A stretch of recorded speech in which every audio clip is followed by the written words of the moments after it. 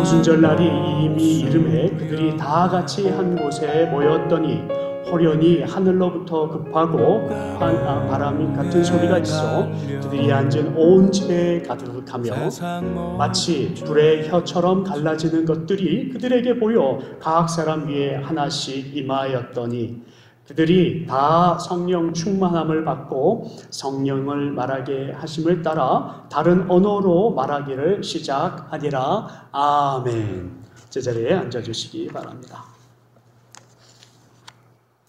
한 주간 동안 참 보고 싶었습니다. 정말로 여러분들 너무너무 보고 싶었습니다. 3주 동안 저희들이 지금 성령에 관한 말씀을 보고 있는데 3주 동안 제가 말씀을 준비하면서도 더 여러분들이 보고 싶었습니다. 여러분들도 3주 동안 묵상을 하시면서 많은 체험들이 있으셨을 것 같습니다. 근데 저 개인적으로는 이 성령에 관한 말씀을 준비하고 묵상하면서 성령의 역사를 놓고 기도하는데 제 마음에 얼마나 많은 감동과 얼마나 많은 위로와 얼마나 많은 하나님의 음성이 저에게 왔는지 너무 좋은 시간인 것 같습니다. 제 마음이 혼탁하였고 제 마음이 어둡고 제 마음이 지치고 그랬던 부분들이 하나하나 정비되어 가는 것 같고 그런데도 하나님께서 성령이 너와 함께 있으니 힘들어도 그리고 오늘도 또다시 일어나고 이런 말씀들을 하실 때마다 하나님 그렇죠 라는 생각하고 또 기대하며 오늘 이 시간에 여러분들하고 이 말씀을 나누기 위해서 준비하며 기대하면서 왔습니다. 여러분들도 아마 그런 똑같은 심경이셨을 것 같습니다. 성령님께서 여러분들 가운데 있고 하나님이 오늘 우리와 함께 임하시는 것을 알면 우리의 마음이 강해지고 담대해지고 정결해지는 그런 마음을 품게 되실 줄로 믿습니다. 여러분, 하나님은 성령님을 통하여서 하나님 그분을 만나게 하십니다. 우리가 만약에 성령님을 만나지 못하면 하나님을 뵐 수가 없는 것이지요. 그래서 우리가 간절히 사모하고 기도할 때 성령님이 우리와 함께 하시고 예수 그리스도의 말씀을 그리고 예수 그리스도의 기적을 예수 그리스도의 행함을 깨우치게 하시는 그 성령님을 통하여서 여러분들 오늘 우리 이 시간에 이 예배를 통하여서 하나님을 함께 만날 수 있기를 축원합니다. 성령님이 우리들 마음속에 임하시면은요 우리들 마음에 가난하였던 것들이 부해지는 역사가 있습니다.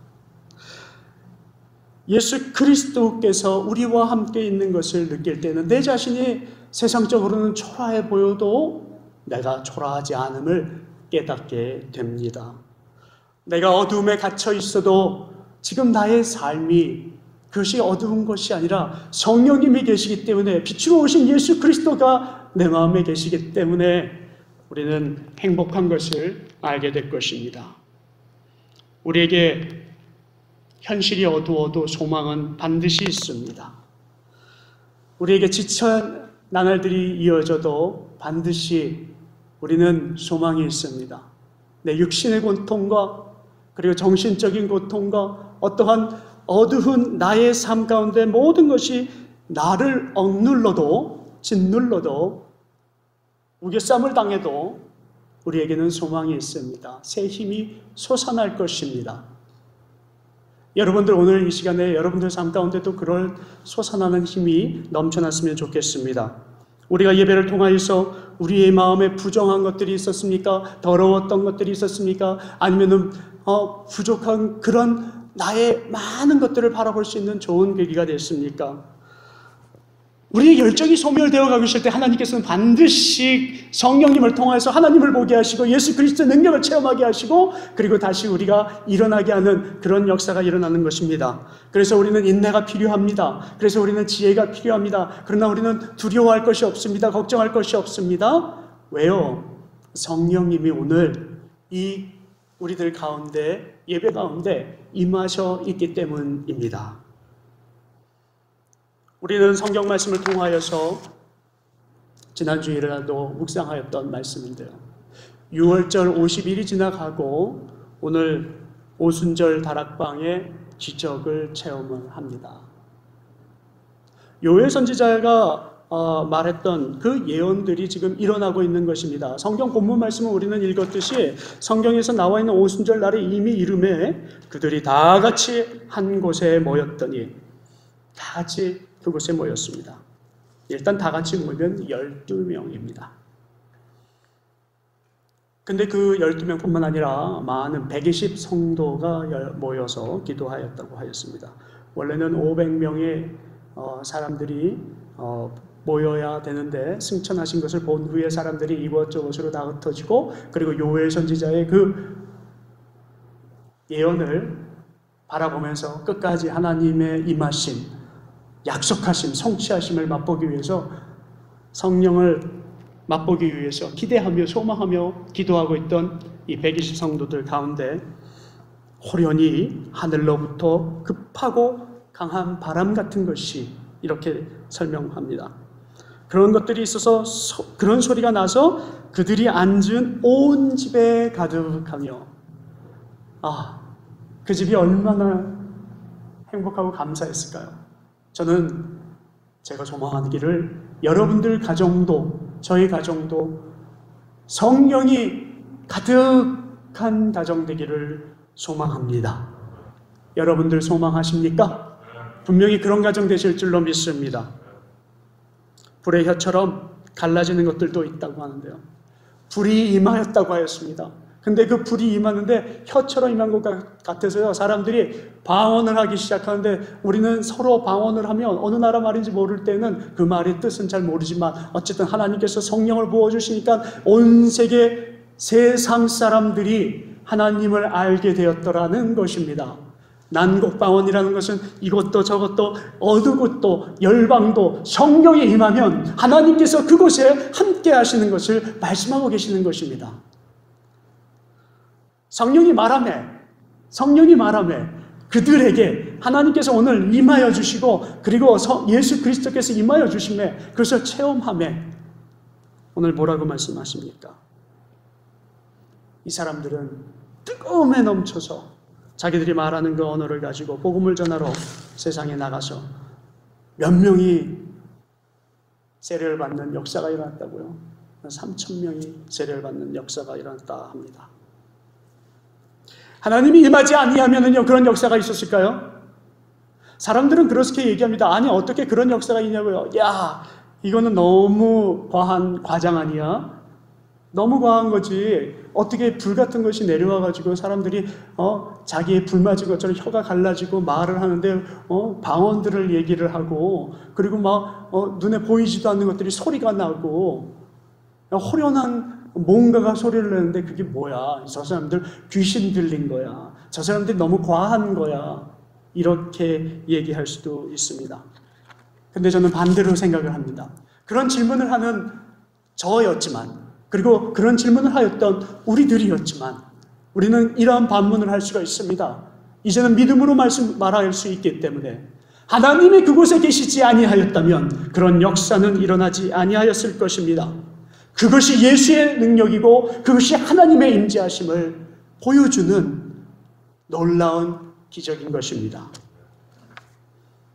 우리가 하나님의 임하심을 기대하지 아니하고, 하나님이 내 마음속에 예수 능력을 표할 것을 기대하지 아니하고 믿지 아니하면, 성령님이 오늘 내 안에 임한 것을 믿지 아니하면 우리의 삶 가운데 아무 변화가 없을 것입니다. 그래서 우리는 오늘 기대하기 바랍니다. 성령님이 오늘 우리들 마음속에, 제 마음속에, 여러분들 마음속에 임하셔서 우리의 삶 가운데 놀라운 역사들이, 우리가 기대하지 않았던 역사들이 일어나게 되기를, 우리가 기대하기를 주님의 이름으로 축원하는 것입니다. 성령님 강력한 임하심이 어제도 있었습니다. 그리고 오늘도 있을 것입니다. 그리고 내일도 있을 것입니다. 성령님은 소멸하지 아니하시는 분입니다. 하나님께서는 예수 그리스도를 통하여서 이미 오셨고, 그리고 지금도 계시고, 그리고 미래에도 오시는 하나님. 우리에게 약속하신 모든 것, 구원의 소식을 전하시는 그 예수 그리스도의 능력이 오늘 이 시간에도 계속해서 일어나게 될 것을 저희들은 알고 있습니다. 제가 소련 선교사를 갈 때에 수많은 나라들을 거쳐가게 되어 있었습니다. 그 나라들은 다 공산국가입니다. 여러분들이 잘 알고 있듯이 알바니아는 제2 공산국가라고 여겨서 가장 독한 독재 체제를 북한 다음으로 가지고 있었던 나라인데 김일성하고 가장 친했던 절친이었죠. 그 나라가 무너지는 것을 저는 보았습니다. 그리고 교회가 어떻게 지하에서 성장하는지를 보았습니다. 어떻게 그들이 예배를 드리는지를 보았습니다. 불가리아요, 폴란드요, 소련의 brother and sister, 아들이라고 여기고 형제 국가라고 여겼던 그 나라들이요, 얼마나 독하게 독재 체제를 유지를 했는지 그 곳에서는요, 끽소리도 못하고 복음을 전할 수 없었던 그런 곳에서 지하 교회에서 신문들이 발간이 되고 성경이 출판이 되어가는 과정들을 보았습니다. 어느 날은 그 사람들이 모두 잡혀가고 거기에 있는 모든 것들은 소멸되고 그리고 사람들은 죽어가는 것, 그 광경을 보았는데 문이 열림에 헝가리와 불가리아와 폴란드와 동독과 알바니아 이런 나라를 통하여서 루마니아와 이런 나라를 통하여서 복음이 성장되어 가는 과정을 보았습니다. 그래서요, 문이 열리고서 2년도 안 되어서 오라디아라고 하는 루마니아 땅에 가장 헝가리 접경 지역에 있는 교회는요, 지하교회에서 우리 아이가 원조하던 것으로 먹고 살던 그 목사님은요, 얼마나 간곡히 성령을 사모하였는지 문이 열리자마자 목숨을 내걸고 길거리에 나가서 전도하기 시작했는데 그 교회가요, 1000명, 2000명, 3000명 지하교회 교인들이 성령이 역사해서 오늘 우리가 죽으면 언제 다시 복음을 전할 것이냐, 다시 문이 닫히면 언제 복음을 전할 것이냐, 그래서 목숨 걸고 전도하였을 때, 성령이 그들에게 임하였을 때 교회가 강력하게 부흥하는 것을 볼 수 있었습니다. 지금도 그 교회는 한국의 웬만한 교회보다 큰 교회로 성장하여 있습니다. 성령의 역사는 초대교회만 있었고 국한되고 끝난 것이 아니었습니다. 지난주에 말씀드렸던 듯이 스탈린 당시에만 그 역사가 있었던 것이 아닙니다. 성경이 어떻게 보존이 되고 하나님의 역사가 어떻게 보존되는지, 성령의 역사가 어떻게 일어나고 있는지 그것으로 끝난 것이 아닙니다. 70년대에 끝난 것이 아닙니다. 90년대에도 그 역사는 일어났고요. 그리고 오늘 이 시간에도 그 초대교회의 역사는, 초대교회 교회가 바로 그 교회가 오늘 우리 교회가 되는 것을 우리는 믿고 오늘 하나님 앞에 강력한 성령님의 임하심을 기대하고 소망하며 하루하루를 살아가야 하는 것입니다. 우리 교회를 세워주신 하나님은 예전에 계셨던 하나님이 아니요, 그리고 이제 안 계신 하나님이 아니라 앞으로도 강력한 초대교회의 성령의 임하심이 우리의 삶 가운데 임하실 하나님이 우리와 함께 하신다는 것을 오늘 이 시간에 우리가 정말 깨닫고 나가야 하는 것입니다. 사랑하는 성도 여러분, 제가 섬겼던 그 선교단체는 저는 여러 선교단체를 섬겼을 때 이 OM이라고 하는 단체가 저의 두 번째 선교단체였는데, 저는 그 선교단체에 갔을 때 한 번도 제대로 온전히 집에서 자본 적이 없습니다. 4년 동안 거의 이틀에 한 번은 옮겨 다녀야 되고, 거의 한 번 하루는 어디서 자더라도 꼭 이틀째 될 때는 옮겨 다녀야 되는 그런 사역을 했습니다. 잠도 버스 밑에서 자든지 안에서 자든지 지붕 위에서 자든지 침낭을 깔고 자든지 제대로 집에서 한번 따뜻하게 자본 적이 없었습니다. 경찰이 오면 도망가야 했었고요. 목숨을 걸고 나가는 그런 생활 속에서 여러분, 그것을 설립하였던 창시자가 조지 보워 선교사님이신데, 그 선교사님을 전도한 할머니가 계십니다. 그 할머니는요, 어느 날 갑자기 성령님이 그녀에게 오셔가지고요, 고등학교 가서 전도하라는 거예요. 그래서 날마다 학교에 가서 전도지를 주면서 전도를 하였습니다. 그런데 유난히 많은 아이들이 전도지를 받고 가는데 그 한 아이가 전도지를 받고 읽고 가더라는 겁니다. 그래서 그 아이를 전도를 하였습니다. 그래서 전도를 해서 그 아이를 집에 데리고 왔더니 그 아이가 깜짝 놀라는 거예요. 왜요? 그 아이의 이름이 온 천지에 다덕다덕 붙여있고, 그리고 그 안에서 기도하는 12명의 교인들이 있었습니다. 그리고선 그들이 기도하는데 감동을 받아서 세례를 받게 되고, 그리고 자기가 대학에 가서도 그 동아리를 만들었습니다. 그리고선 예수 복음을 전하기로 하였습니다. 그리고선 그는 멕시코로 12명 자기가 그 동아리를 만든 애들을 데리고 선교지를 향해서 나갔습니다. 그것이 교회가 되었고, 그리고 그것이 선교단체가 되었고, 지금은 4,000명에 이르는 많은 선교사가 무슬림과 공산권, 복음을 들고 갈 수 없는 그 땅을 향하여서 가고 있습니다. 의사도 있고요, 법을 하는 그런 변호사도 있고요, 로이어도 뿐만 아니라 선생님 할 것 없이 배를 만들어서 이 전 세계를 지금 타고 다니면서 지금 복음을 전하고 있습니다. 성령이 임하지 아니하였다면 그런 일이 가능할까요? 마가의 다락방의 역사는 오늘 이 시간에도 분명히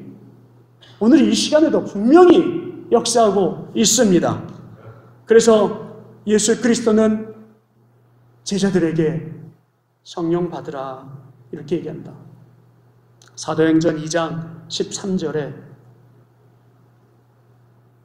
성령을 이상하게 여기지 않기를 원하는 그런 마음들이 있습니다. 오늘 13절에 이렇게 나옵니다. 또 어떤 이들은 조롱하여 이르되 그들이 새 술에 취하였다 하더라 이렇게 나옵니다. 술 먹어서 취했어. 그리고 또 14절에 뭐라고 나옵니까? 14절 한 번만 넘겨주시겠습니까? 됐습니다. 13절과 14절에 뭐라고 얘기를 하냐면 조롱하는 사람도 있고 좀 놀리는 사람도 너무 많은 거예요.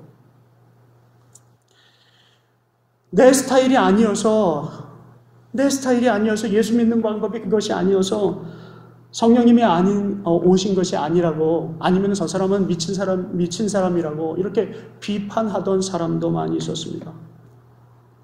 여러분, 여기서 성령 충만함을 받는다는 것, 우리가 미친 것이 아니라, 우리가 부족한 것이 아니라, 세상 사람들의 손가락질을 받는 것이 아니라, 성령 충만함을 받는다는 것 자체는요, 행위에 있는 것이 아니라 의미에 있는 것입니다. 사랑하는 성도 여러분, 성령 충만함을 받을 때에는 우리가 완전히 예수 그리스도를 깨우치는 그런 역사가 있는 것입니다. 우리가 더 하나님을 알기를 소망하는 그런 제대로 된 소망을 우리가 또 가질 수 있는 기회가 있는 것입니다. 그래서 성령 충만한다는 말을 예수 그리스도께서는 제자들에게 하셨습니다. 에베소서 5장 15절부터 18절까지의 말씀을 보면은요, 한번 읽어보겠습니다. 함께 읽어볼까요? 그런즉 너희가 어떻게 행할지 자세히 주의하여 지혜 없는 자 같이 하지 말고 오직 지혜 있는 자 같이 하여 세월을 아끼라. 때가 악하니라. 그러므로 어리석은 자가 되지 말고 오직 주의 뜻이 무엇인가를 이해하라. 술 취하지 말라. 이는 방탕한 것이니 오직 성령으로 충만함을 받으라. 이렇게 얘기합니다. 사람들은 성령이 술 취한 줄 알 것 같다고 얘기를 하니까 성령은 술 취한 것이 아니라 얘기를 합니다. 그러나 술은 취하지 말라고 하되 성령은 취하라, 그 말씀이시죠. 예수 그리스도에는 여러분들이 매일같이 취하셔도요 아무 문제가 없습니다. 하나님의 능력에 감동받아서 하나님, 너는 하나님의 사랑을 감사합니다, 이런 묵상은요 매일 취하셔도 아무 문제가 되지 않습니다. 그럴 때 여러분들 삶 가운데 지혜가 생기는 거고요, 담대함이 생기는 거고요. 근데 이 세대가 얼마나 악합니까? 그러니까 세대가 우리가 예수 그리스도 가운데 가까이 가려고 하고 우리가 십자가 안에 죽으려고 그러고 교회에 섬기고 봉사하려고 할 때마다 악한 일이 생기는 거, 우리를 자꾸 이간질하게 하고 이 세상이 교회를 바라보는 시각을 바꾸게 하고, 그래서 우리가 교회와 멀어지게 하는, 우리를 연약하게 만드는 그런 일들이 얼마나 많이 일어났습니까? 그런데 사도 바울은 에베소 교회를 향하여서 그렇게 얘기를 합니다. 때가 악하니까 세월을 아끼라는 거예요. 성령이 올 때가 지금 이때인데 우리가 받으라는 것입니다. 사도행전 19장에도 그런 이야기는 많이 나옵니다. 성도들이 복음을 받았을 때 어떤 리액션이 있는지 아세요? 사도행전 19장에는요 사도 바울이 에베소 교회의 성도들한테 기쁜 마음으로 만나면서 물어보고 싶은 것이 너무 많았습니다. 주일 예배를 드리면 어떨까? 지금 그 교회는 어떻게 성장했을까? 그래서 성도들을 만나가지고요 물어보기를 원했어요. 그래서 물어봤습니다. 물어보았더니 뭐라고 물어봤냐면요. 여러분들은 새로운 사람을 그 교회를 가서 물어보면 무엇을 물어보시겠습니까? 제 집회는 어떻게 운영이 됩니까? 소그룹은 어떻게 운영이 됩니까? 오늘 점심은 무엇이고, 오늘 그 교회는 주로 몇 명이 나옵니까? 뭐 물어볼 종류들이 너무 많잖아요. 사도 바울도 물어볼 것이 많았을 거예요. 그리고 그들도 사도 바울이 뭘 물어볼지 대답을 하려고 준비했을지도 모릅니다. 그런데 사도 바울은요, 밑도 끝도 없이 그렇게 물어봅니다. 성도들이 복음을 받았을 때에 성령을 받았습니까? 이렇게 물어봅니다. 사도행전 19장 1절에서부터 7절까지의 말씀을 보면요, 깜짝깜짝 놀라는 거예요. 오늘 여기에 파워포인트는 들어가 있지 않은데요. 성령 받았습니까? 여러분들 복음을 받아서 교회가 지금 형성되어 있는데 여러분들 지금 성령 받았습니까? 성령이 임하여 계십니까? 다시 말씀을 드리면요, 여러분들 구원의 확신이 있습니까? 하나님이 그 안에 계십니까? 예수의 능력을 사모하십니까? 그 질문이었습니다. 예수 그리스도께서 우리와 함께 계실 때는 그런 질문 소용없습니다. 왜요? 주님이 우리와 함께 계시기 때문에 주님이 나를 보호하시고 그런 확신들이 있거든요. 주님은 우리에게 기적을 보여주시고, 주님은 우리에게 능력을 보여주시고, 주님은 나에게 함께 있다는 것을 두 손을 꼭 잡아도 보여주실 수 있는데 계시지 않거든요. 온전히 우리가 믿을 수 없는 상황에서 예수님이 나와 함께 하신 것을 말씀하시고, 그리고 우리에게 끝까지 기억하라고 하시는 방법은 바로 성령님이 함께 하시는 것입니다. 그러니까 우리가 확신이 없을 때, 지금 예수님이 계시지 않으니까 교회가 형성되어 있는데 그 12명에게 그렇게 물어보는 거예요. 성령 받으셨습니까? 성령이 여러분 마음에 임하여 계십니까? 그랬더니 그 사람들 대답이 참 재밌습니다. 성령 세례 받았냐고 물어봤더니 그 사람들은 뭐라고 대답했냐면요, 네, 저는 요한의 세례를 받았습니다. 성령이 뭔지를 모르는 거예요. 그래서 사도 바울은 그들에게 다시 세례를 베풉니다. 이것이 성령 세례입니다. 그때 그들은 성령이 임하여서 뜨거움으로 다시 하나님을 만나는 체험을 갖게 됩니다. 그때 그들의 입술은 열리기 시작하였고 나가서 복음을 전하게 되었습니다. 제 후배 중에 지구촌 교회라는 교회에서 사역을 하다가 개척을 이제 한 교회 얼마 전에 개척을 하였습니다. 그리고 추석 인사를 저에게 카톡을 보냈는데, 형님 안녕히 계십니까? 추석 잘 보내세요. 메시지가 왔습니다. 그래서 저는 그 메시지에게 답을 합니다. 목회 재밌으세요? 그랬더니 형님, 목회 재밌는데요. 제 목회 가운데 가장 힘든 것이 있는데, 교회 밖에 있는 사람을 전도하는 것보다 교회 안에 있는 사람을 전도하는 것이 너무 힘들어요. 이렇게 얘기를 합니다. 제가 그럴 때 그렇구나 한번 생각해 보았습니다. 여러분, 성령이 임한 사람들이 성령이 원하시는 대로 사는 것이 쉽지가 않습니다. 에베소 교회에도 똑같이 그렇게 생각하였을 것입니다. 성령이 임하였는데 우리의 삶이 변화해야지 되는데, 열매를 맺어야지 되는데, 절제도 온유도 화평도 인내도 맺어야 할 게 너무 많은데 이게 맺혀지지가 않습니다. 하나님이 우리의 삶 가운데 보여주신 것들이 많은데 그것을 볼 수 없고, 그것이 보여지지 않고 내 삶의 변화가 없을 때, 성령이 임하지 않은 듯 하였을 때 더 지치고, 그리고 더 교회 생활이 멀어지고 하나님과 멀어지는 우리의 삶을 볼 때가 많이 있습니다. 그러나 다락방에 있던 12제자 또는 에베소 교회에 모여있던 12명의 성도 다 없고 사람들 온데간데 없을 때, 이제 많은 교인들 다 떠나고 그 교인들이 남았을 때, 성령 강림을 체험하였을 때 그들의 입술이 세상을 바꾸는, 그들의 삶이 세상을 바꾸는 그런 역사를 맛보았습니다. 여러분, 우리의 가정도 그리고 우리의 교회도 하나님께서 임하시면 그렇게 달라질 줄로 믿습니다. 에베소 교회에 있었던 것들, 우리에게 하시는 말씀이 무엇입니까? 두려워하지 말라, 염려하지 말라, 걱정하지 말라. 오직 성령 충만만 받으라 하는 것입니다. 하늘에 있었던 그 교회는 그 하늘에 있는 교회가 바로 초대교회의 교회이고 이 땅의 교회인 것을, 그리고 하나님께서 오늘도 성령 충만하여 내가 너희와 임하는 것을 알라는 것이고, 그래서 사도행전 1장 4절에서부터 5절에 이런 말씀을 하십니다. 저희에게 분부하여 가라사대 예루살렘을 떠나지 말고 내게 들은 바 아버지의 약속하신 것을 기다리라. 요한은 물로 세례를 베풀었으나 너희는 몇 날이 못 되어서 성령으로 세례를 받으리라 부탁하신 후에 또 이렇게 1장 8절에 이렇게 말씀하시죠. 우리들이 잘 알고 있는 주님의 명령입니다. 뭐라고 명령하십니까? 오직 성령이 너희에게 임하시면, 오직 성령이 우리에게 임하시면,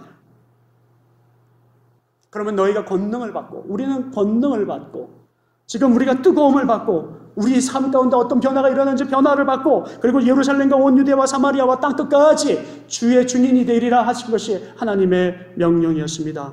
그럴 때 하나님은 또다시 이렇게 말씀하십니다. 담대하라. 너희들이 성령을 받으면 담대해질 수 있다. 증인으로만 부르심을 받은 것이 아니라 담대해질 수 있다. 창피한 것이 어디 있느냐? 하나님은 우리를 부르실 때 그렇게 부르시는 것입니다. 형제들아, 우리가 어찌할꼬? 베드로는 정말로 안타깝고 힘들어하는 그 심정으로 그 복음을 받고, 사도행전 2장 36절에 이렇게 말씀하시죠. 예루살렘 사람들아 들으라. 이스라엘 사람들아 들으라. 너희가 십자가에 못 박힌 이 예수를 하나님이 주와 그리스도가 되게 하셨느니라. 이것을 담대히 선포하게 됩니다. 베드로는 그리고 나가서 또 선포하죠. 너희가 회개하여 각각 예수 그리스도의 이름으로 세례를 받고 죄 사함을 얻으라. 그리하면 성령의 선물을 받으리라. 사랑하는 성도 여러분, 오늘 우리가 성령의 선물을 받을 수 있기를 희망하고 소망합니다. 그리고 성령 충만하다는 것은, 성령을 받았다는 것은 완전히 예수 그리스도를 믿는다는 것은 어렵고 힘든 것이 아니라, 스타일이 정말 불바다가 받아서 정말 말씀으로 방언을 해야지만 그것이 성령을 받은 것이 아니라, 지혜 있는 사람이 되고 하나님의 말씀의 삶의 변화를 보이는 사람이 되는 것이 성령 받은 것이라는 것입니다. 에베소서 5장 15절에는 15절에서부터 18절에도 그렇게 얘기를 합니다. 그런즉 너희가 어떻게 행한 것을 자세히 주의하여, 아까도 말씀을 우리가 묵상했잖아요. 지혜 있는 자가 되라고 하십니다. 베드로는 요엘의 예언을 사용하며, 사도 바울도 마찬가지지만 성령이 오늘 우리와 함께 있는 것을 바라보며 우리의 삶도 도전받기를 원하고, 우리의 교회도 변하기를 원하고, 그리고 미래를 바라보며 예언도 보고 환상도 하며 우리의 삶의 변화가 그 세상을 바꿀 수 있기를, 성령 충만함을 의미에 우리가 더 가까이 갈 수 있는 그런 우리 교회의 정화가 일어나기를 사도 바울도 바라고 있었던 것입니다. 그래서 성령은 어떤 사람에게는, 지난주에도 제가 그렇게 말씀을 드렸지만, 신비스러운 체험으로 올 수도 있습니다. 그러나 그것이 전부가 아닙니다. 성령 충만한 사람이라는 것은 강물 같은 기쁨으로 오기도 합니다. 제가 기도 제목은 여러분들에게도 다 아는 기도 제목이지만, 우리 아들이 웃음을 잃었습니다. 근 4년 됐는데 그 웃음을 찾게 해달라고 하는 것이, 기쁨을 찾게 해달라고 하는 것이 제 기도 제목입니다. 어떻게 하면 그 아이의 얼굴에 기쁨이 올까요? 그것은 성령 충만입니다. 예수와 멀어졌기 때문에 웃음이 없어진 거지요. 우리가 삶의 기쁨과 우리의 행동과 모든 것이 강물 같은 기쁨으로 성령 충만함을 받을 수 있는 저와 여러분들 되기면 좋겠습니다. 그리고 성령이 충만할 때 고요한 깨달음과 지혜가 있고, 어떨 때는 우리의 발걸음이 강건적으로 그 사람들 앞에 증인으로 나갈 때도 있고, 나도 모르는 사이에 주님이 나를 이끌으시는 곳에서 주님이 원하시는 행동을 할 수 있을 때도 있고, 흔들리지 않는 그 굳건한 믿음으로 주님의 자리를 지킬 수도 있고, 어려움과 싸워 이겨나갈 모습도 보일 수도 있고, 위험에서도 주님께서 지켜주신 것을 체험할 수도 있는 것. 그래서 우리가 아까 찬양에서도 불렀지만, 약한 것이 우리에게는 정말로 강함이 될 수 있는 것입니다. 성령이 임할 때는 우리는 받아야 합니다. 여러분 그러면 어떻게 받냐고 질문하시겠죠? 여러분들, 우리가 약해지면 받습니다. 우리가 비워지면 받습니다. 성령이 강하게 역사하심을 원하시면요, 우리의 모든 것을 비우면 됩니다. 그릇이 커져요. 그럼 더 크게 임하십니다. 그래서 우리는 악한 세대의 사람이 아니라 선한 세대, 선한 영을 받아 우리가 정말로 여러분들의 한 세대를 움직일 수 있는, 여러분들의 자녀도, 이 교회의 자녀들도 정말 채워지는 역사, 다 비워졌는데 그것이 왕창 채워지고 차고 넘쳐서 증인의 역사가 일어나는 그런 교회, 그런 가정, 그런 영혼들이 되시기를 주님의 이름으로 축원합니다. 마지막으로 예화 2개 들고 기도합니다. 우리 기억하시는 베드로 기억하시죠? 베드로는 첫 번째 주님이 불렀을 때는요, 그런 마음 없었어요. 비울 마음 없었어요. 두 번째 부활하신 다음에 주님이 불렀을 때는요, 다 비웠어요. 그래서 그 배가 153마리를 낚는 쾌제를 부릅니다. 우리의 삶은요, 아직 안 죽었나 봐요. 어떻게 하면 가장 크게 받을 수 있냐고요? 엘리야 선지자가 자기 신학교에 신학생 중에 한 신학생이 죽어서 신방을 갔어요. 장례하고 얼마나 힘듭니까? 삶이 힘들고 생활이 힘들죠. 경제적으로 궁핍하죠. 그랬더니 우리는 먹을 게 없어요. 가서 보니까 진짜 가난한 것 같아요. 그러면은 남아있는 게 뭐예요? 이렇게 기름 한 병입니다. 그래요? 그럼 동네 가서 모든 것을, 그릇들을 다 가지고 오세요. 이 기름 팔게 해드리죠. 거기서 기름을 부었는데 거기가 가득 찼는데 마지막 병이 딱 채워지자마자 그 기름도 떨어졌더라, 이렇게 말씀하셔요. 우리의 기름의 그릇이, 하나님의 능력의 그릇이, 성령 충만함을 받기를 원한 그릇이, 여러분들은요, 오늘 여기만 받기를 원하세요? 아니, 요만큼만 받기를 원하세요? 아니면 무한대로 받기를 원하세요? 하나님의 성령은 우리가 준비한 만큼 주실 것입니다. 성령님, 여러분들을 채우는데 가장 크게 채우는 방법을 이제 결론으로 말씀드립니다. 우리 다 같이 한번 일어나시기 바랍니다.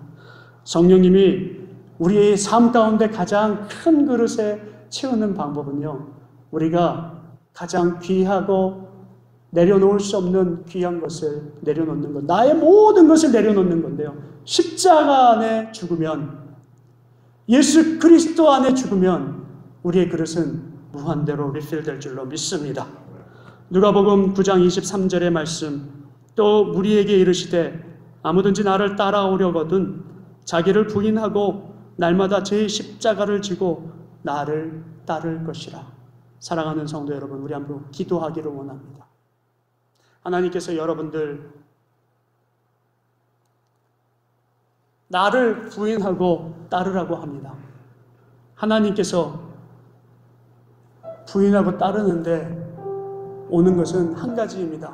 성령이 오시는 것입니다. 예수 그리스도로 채우는 것입니다. 30초 동안 한번 조용히 묵상하고요, 우리 한번 찬양 한번 하겠습니다. 성령님, 오늘 내가 진정 주님의 그릇에 채워지기를 원합니다. 아버지, 나를 비우고 십자가에 들어가기를 원합니다. 죽기를 원합니다. 내 그릇이 무한대가 되기를 원합니다. 하나님, 나를 붙드세요. 예수님처럼 살아갈 수 있도록 성령이 나를 인도하세요. 우리 조용히 한번 묵상하겠습니다.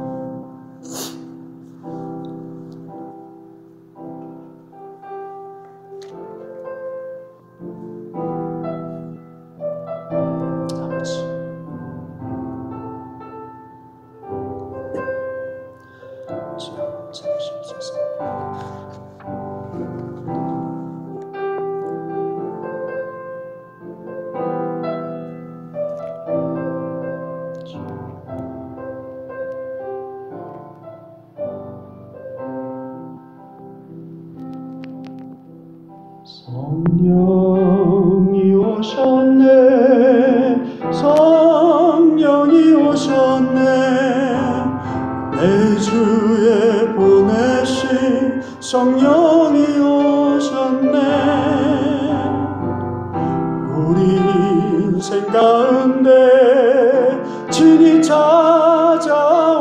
오셔서 그 나라 꿈꾸게 다시 한번 성령이 오셨네. 성령이 오셨네. 성령이 오셨네. 내 주에 보내신 성령이 오셨네.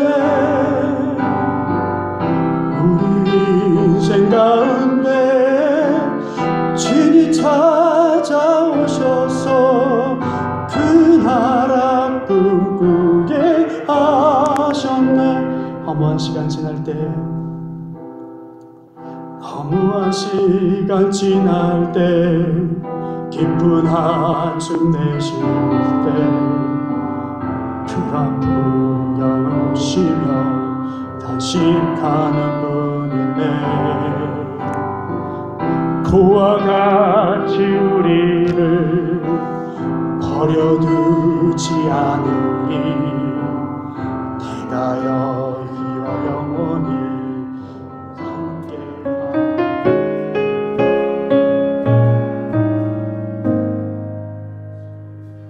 저 산 꼭대기 의로운 나무 섰네. 그 심중에 심겨 자라오던 나무여. 그 오랜 밑둥을 잘라 가까우더니 있어. 그분은 나사렛의 한 가난한 목수였네. 나무에 달려 세상 모든 죄를 지고 일찍 죽임 당한 하나님 어린 양. 그의 흘리신 피로 우릴 구원했네.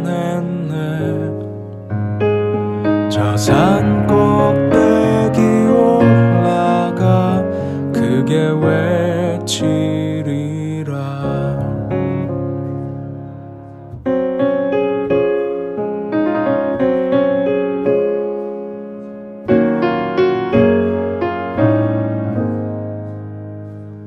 모든 이름 위에 뛰어난 이름 다 나와 경배해. 모두 무릎 꿇고 죽음을 이기시고 다시 사신 예수.